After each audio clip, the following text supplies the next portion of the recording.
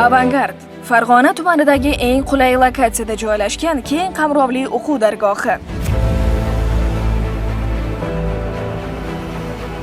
Ushbu manzilda 4 xil yo'nalishda, ya'ni tabiiy, aniq, ijtimoiy, xorijiy tillar bo'yicha professional o'qituvchilar ta'lim berishadi.